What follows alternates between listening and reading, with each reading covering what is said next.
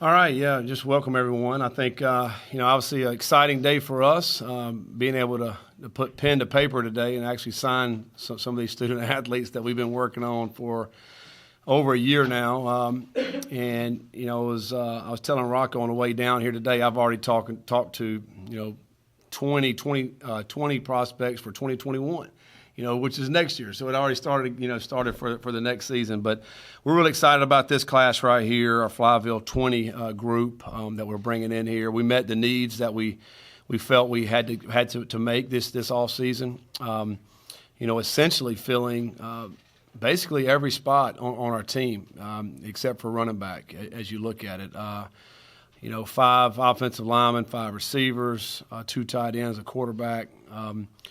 Defensively, we met our needs, the defensive line, in the secondary, and some linebacker. And in having met all those needs, we still left room for a few more to be able to look at for next signing period and or during the spring of next year as you look at, potential transfers. And we'll see how that plays out. We obviously want to find the best possible player we can find. I think for us in this class, one of the things we were trying to set out to do, not only find really good players, but we're trying to find the kind of people that we'll all be proud of, the young people and their families. And I think we met that need tremendously. This group right here, average GPA is over a 3.0, one of the highest groups that we've been able to sign here in our football program. So that in itself is outstanding.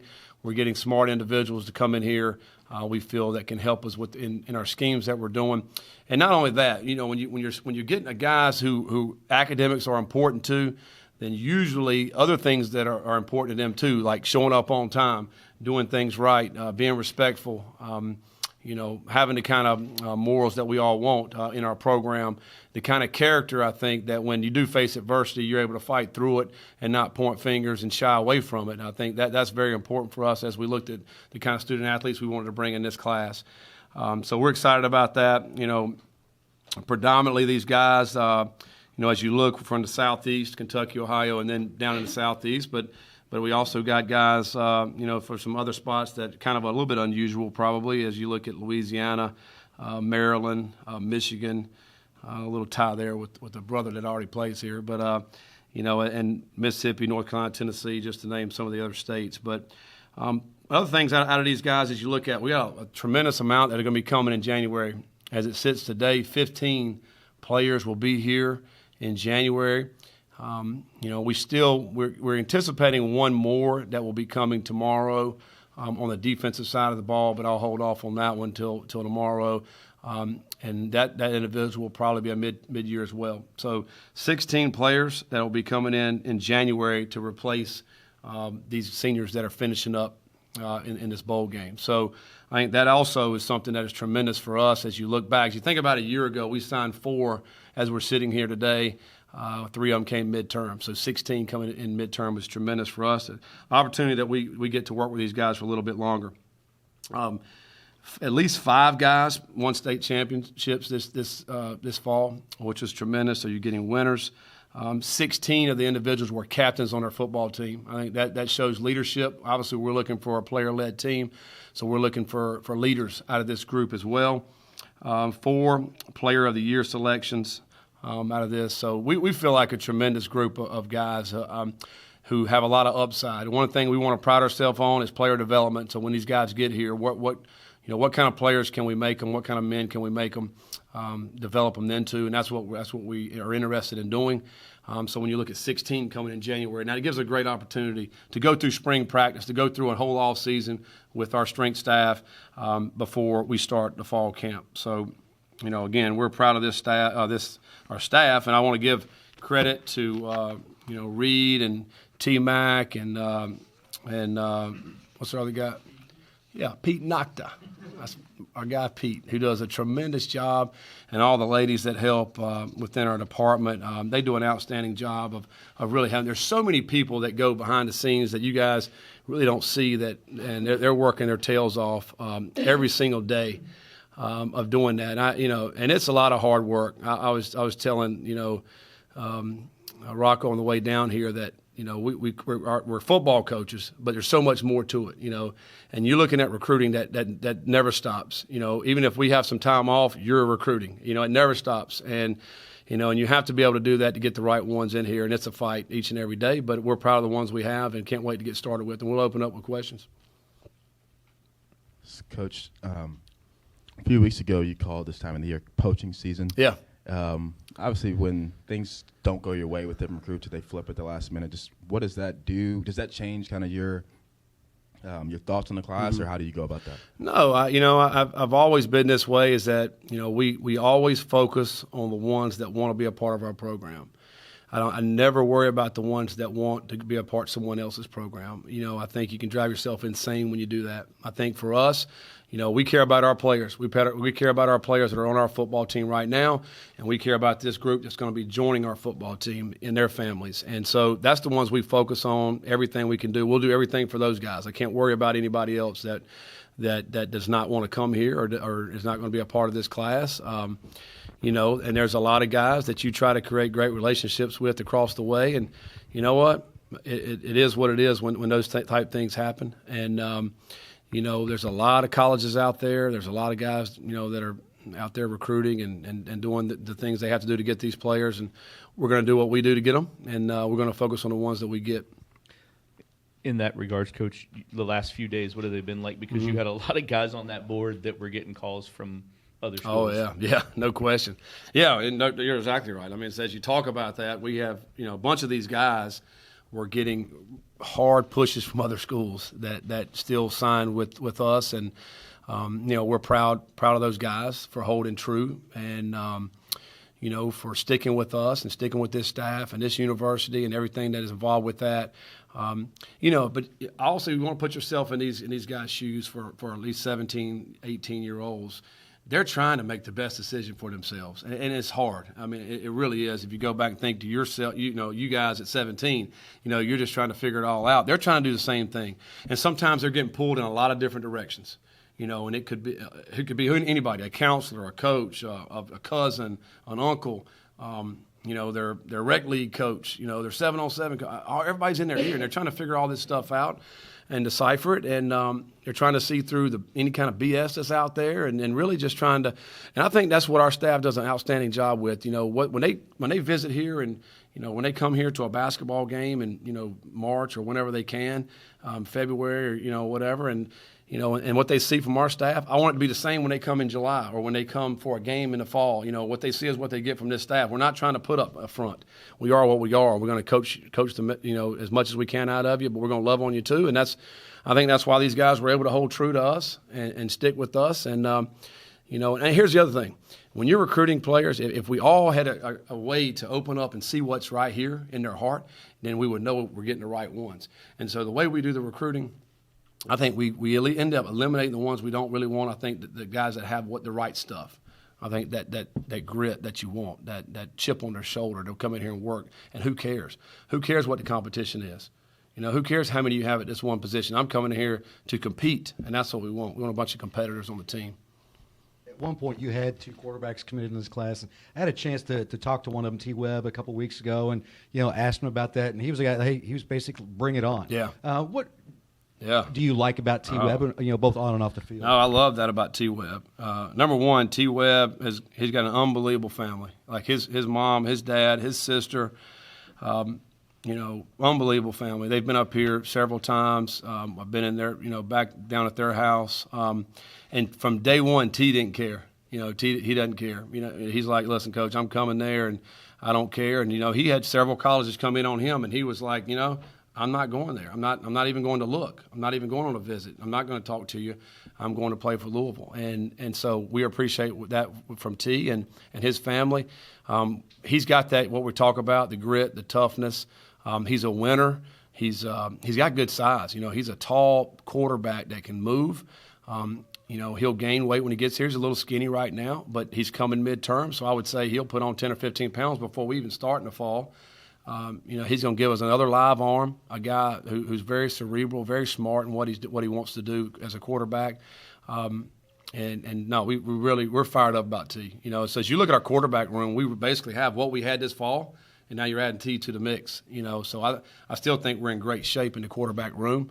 A lot of guys are going to be competing. It's fun to see.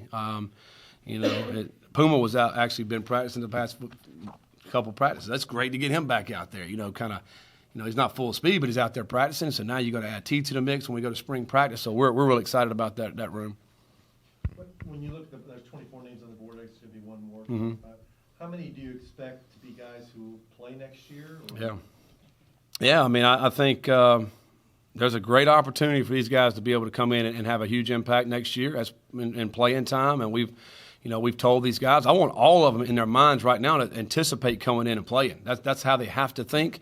And as we go through the fall, we'll see where we're at in August camp and kind of those games. We all know you can play in 4 games. And so for us this past year, I think all our guys played in 4 games and still were able to redshirt.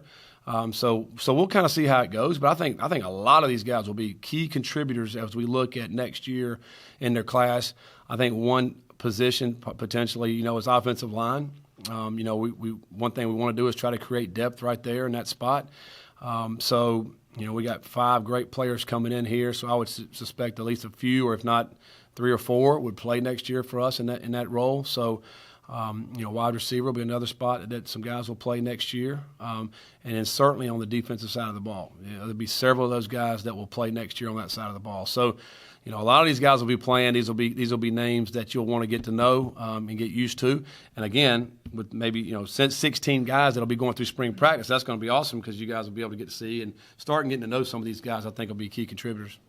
Coach, you obviously a part of this class you need to fill was the trenches, offensively and defensively. You feel like you got, even into the linebackers, you feel like you got kind of fill some of the depth issues that you want to fill? I think we did. I think we'll be on the look for some more. We have 3 or 4 more scholarships that we can continue to evaluate, and we'll probably utilize those guys on the defensive side. So particularly at linebacker, maybe a defensive end type body. Pass rusher. I think obviously we want to get better at pass rushing. That take a little bit of pressure off our secondary. So yeah, we certainly need to continue to evaluate and recruit some more defensive players on that side of the ball. So we'll see what that pans out. Coach, about a year ago, you told us you talked about the fractured relationship between the local coaches. You signed 2 today. Do you feel like you've taken the right steps you've needed in a year to kind of mend those fences and get the best guys to look? I hope so. And Austin Collins was at Cal. So really 3. He just moved with family this past semester, but. And then I'll tell you what else. I think we're going to get several walk-ons out of this group. And and again, you look at Marshawn Ford, who played at Ballard, which is a local product and had a great year for us. So it doesn't matter if you're scholarship or walk-on, you're going to have an opportunity to come play. So we're going to get some more guys that'll be in the mix here from local high schools with the walk-on. I think our walk-on program is what's really going to be exciting here with local talent that we have here. We'd love to be able to sign everybody. We don't have that many scholarships to go around. Hopefully we'll sign several, every year from the area. But then tap into the walk-ons here that are really, really good football players that'll be coming here. They'll earn scholarships. There's no question they'll earn scholarships. So we're going to continue to do that. But to answer your question, yes, I think we've kind of put some inroads in there. And as we go through spring practice this year again, which we're going to push back this year. It's going to be the last week of February and then all the way through March, minus the spring break. So we're going to invite these high school coaches back in. So I would suspect this year we'll double the number of high school coaches that will be in here this spring. How many players do you plan to sign in February, if any? What's the plan there? Well, we'll see. What we have available, 3 or 4 available, and, we'll see how it goes. If there's we think an impactful player, then we'd probably try to sign him in February. If not, we'll kind of hold on. We'll see what's. I anticipate this year, as you look at grad transfers and then players in the portal, to be the largest it's been ever. So I think there's going to be a lot of opportunity in that situation as well. So I think it's probably healthy to be able to have a few left to where you can sit there and say, okay, what's going to be out there as we head through this semester. You maybe go through the receivers. I mean, you got some playmakers that you've added to, including one named Fitzpatrick that everybody knows. Yeah, that's right. As you look at the wide receivers, you mentioned Christian. Christian was a guy who's really, last year when I saw him, I was like, man, I don't know if we'll have a chance of getting him. because he's so long. Like, his arms are tremendous. His catch radius is so vast. You can throw the ball anywhere around him, he's going to be able to make the catch. He's got big hands. To me, he is nowhere near his potential. Like, he's got tremendous potential. He's like I told him he's kind of like a baby deer. A lot of people don't understand what I mean when I say that, but a baby deer kind of walks. He's a little clumsy, when he first starts to walk. But you know what? He's going to grow into that big deer, that can fly. And I really feel like Christian is going to be kind of like that. He's kind of coming into his own, into his body. He's got a huge upside, and so we're really excited about him, to be one of those outside receivers. Nick Mulatto is a guy he came to our camp and was a fat. He ran a low 4.4 into 40 at 200 pounds, and tough, player that, again, could be an outside player. We're really excited about him. I think he can be a steal in this class. Dexter Rentz is a fast, shifty player, big-time playmaker down in Florida, was a captain on their team down there. He's a good leader. He can kind of be that slot guy, kind of, a 2-2 role where we play 2-2 in the slot. Braden Smith was a quarterback. I love signing quarterbacks. I think, those guys understand the game. Just look at the 2-2. He understands the game, understands where to get in route running. He's big. Like, he's got some size, so he can break tackles. He can play slot or outside. To me, he can do a little bit of both, so he brings a lot of versatility. And then who else we got? Oh, Jordan Watkins. Now, Jordan, I think, is a really good, talented player. We had him in camp as well. Has really good hands. Again, he's a guy who can play inside or outside. He's very versatile. We look at him, again, could be, in that slot receiver role to running post routes, takeoffs, but he also can run underneath stuff and catch it and run out because he's fast as well. I mean, I think what he ran in that camp last summer, 4.3 something. He's right there, right 4.4 flat at our camp. So really good speed. I think all these guys really can run, and Christian's the biggest, so he's kind of that big outside receiver. When guys who you think are coming then don't come, do you find out from them directly, or do you have to follow on social media like the rest of us? No, fortunately, we hope we're in contact with guys with some character, so nearly always the guys contact us, and we're usually the first to know of anything that may or may not happen, and it's pretty wild. It's a lot of wild stuff that goes on. Even with the ones you sign, and again, you're dealing with 17, 18-year-olds and their families, and it's hard. I mean, they go through a lot of emotions, ups and downs and lefts and rights and all this. And, and at the end, you see who really wants to be there, and you get those guys, and that's why we only focus on these guys. We can't worry about the ones we don't get. And do you have a chance when they say what they're saying to try and talk them back? Yeah. I mean, absolutely. You can kind of say, all right, what's your hang up? Kind of what's holding you back? What else can we, show you or explain to you, or those type of things. And, and sometimes it's really nothing you can say in some cases. So a lot of times it's like with some of these guys, you're just reassuring is basically what you're doing. And, some of the things that you've talked about the whole time, and you just kind of reassure, hey, remember, this is it, And so the guys, yeah, Coach, you're right, So I think, but I think at the end you end up getting the right ones and the ones that want to be here, and you move forward. Scott, has that whole process become easier or more complicated with the early signing now? I think it's probably the same. It's 2.5 months earlier. But it's probably the same. The thing that probably makes it a little more complicated is that we're in season. We're playing. We're trying to win games.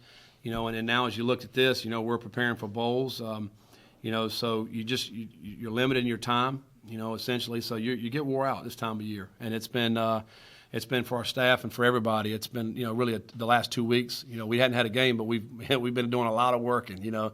And then what you do all throughout the season, same deal. So I think it's just sped up, but it's the same process. And at the end of January, it used to be, right leading up to February, was big time hectic. And those last 2 weeks was crazy. The last 2 weeks with guys, where are they going to go or this or that, and everybody's coming in and, that last minute push. Here's the other thing that happens now is that, new coaching staffs or somebody's changing or this or that, and that opens up guys potentially. And then, all those things happen at this time of year. So it's crazy in a lot of sense of what's going on at this time. What can you tell us about Cameron Wilson? And then also, how big was it to keep Guderian, Boykin, and Jamel Starks back from last signing class? Well, that was huge. First of all, the two that from last signing class was huge because, you know, they counted our initials for last year, so we didn't have to count them this year. That's huge in itself, so you're able to sign more bodies.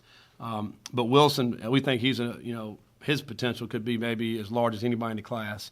Once he gets here and gets into our in there with Coach Mike and those guys in the weight room and really starts to eat and develop and strong, oh, man, he's going to be something else because he's got quick twitch. He's got some length. He can tackle. We're really excited about him. I think he could he's one of the guys I think could have a huge impact right away, particularly as rushing the passer. Outside and, coming off the edge. He's got the speed where he can cover out in space as well, in the passing game. But, I want to utilize him coming to get the passer, rushing the passer. So, but he's a versatile athlete. He's really, really good. He's one you got to fend off some of these other guys coming after, So, but he's special to us, and we're excited about him. He'll be here in about 3 weeks. When you have a nickname Greedy and you're a defensive back, you have to be good, right? Well, you just got to talk about what went in with that recruitment that came down to the weekend. Yeah, and he had 9 picks this year, which is incredible for a season. Won a state championship. Great competition down there where he's playing at. We just, one of our QCs had an end down there, Coach Stuckman, and down in Louisiana. We were able to get on him and start recruiting him. And, at one point I think he was committed to Arkansas, early in the recruitment. And then when they made a coaching change, backed out of that. And then we just kind of started recruiting him, got him up here on an official visit and really liked what he saw and just stayed with him. And we're able to get him. But we all know that we need some help in the secondary. Hopefully he'll come in and provide that spark we need, covering receivers. We know he's got sticky hands, greedy hands to be able to get that ball. But with 9 picks, it's tremendous, and hopefully he'll bring that on here. We need that, and he's a player with a lot of confidence. He's not real big right now, but again, a lot of these guys sometimes are not the size we want them to be. But once they get into the program, they will be. They'll put that weight on. They'll get the strength they need, and he'll continue to grow and develop. Good. All right. Thanks, guys.